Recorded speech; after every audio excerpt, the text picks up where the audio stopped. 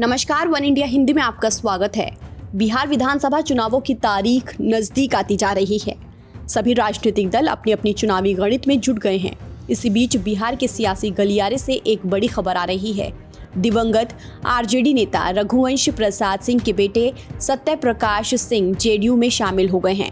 JDU कार्यालय में आज उन्होंने पार्टी के प्रदेश अध्यक्ष वशिष्ठ नारायण सिंह के सामने सदस्यता ली।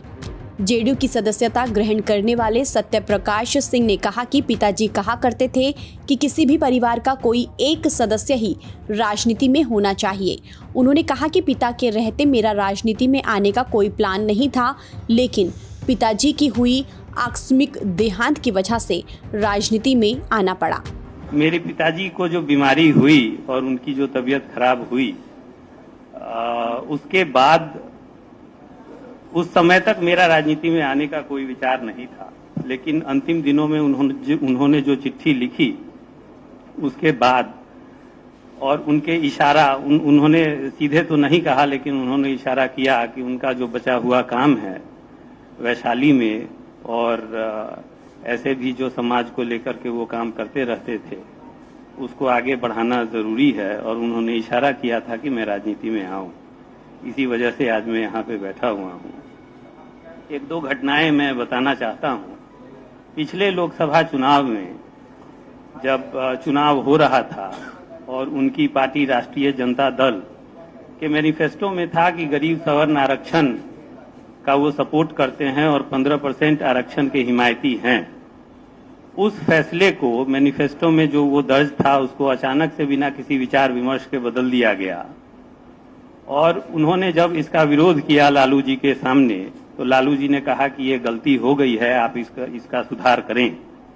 और उसी का सुधार करने के लिए उन्होंने एक प्रेस कॉन्फ्रेंस बुलाई और उन्होंने कहा कि नहीं, ये गलती हो गई है, गलती का हम लोग सुधार करेंगे और राष्ट्रीय जनता दल गरीब सवर्ण आरक्षण की हिमायती रही है और आगे भी रहेगी।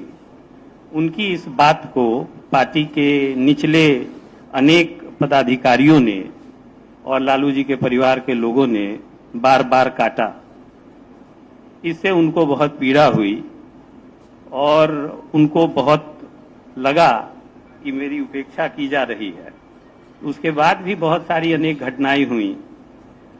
जब वो कोरोना से पीड़ित थे, एम्स में थे, उस समय उन्होंने अपना इस्तीफा कुछ इश्यूज को लेकर के दिया था कि पार्टी में सीटों की बंदरबाट हो रही है, पार्टी में टिकटों की खरीद बिक्री होती है, राज्यसभा की सीट हो या विधान परिषद की सीट हो, पार्टी में आपराधिक छवि के लोगों को लाया जाता है चुनाव में फायदे के लिए, सिद्धांतों को दराज में रख दिया जाता है, कोई सुनने वाला नहीं है। उन्होंने बार बार चिट्ठियां भी लिखी, उन चिट्ठियों पर भी कोई एक्शन नहीं हुआ।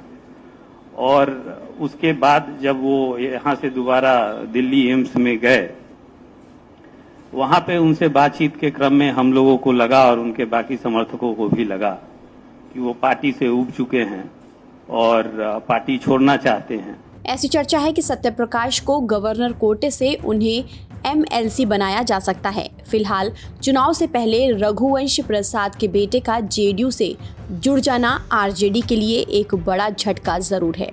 फिलहाल इस खबर में इतना ही। देश और दुनिया की तमाम खबरों के लिए आप बने रहिए वन इंडिया हिंदी के साथ।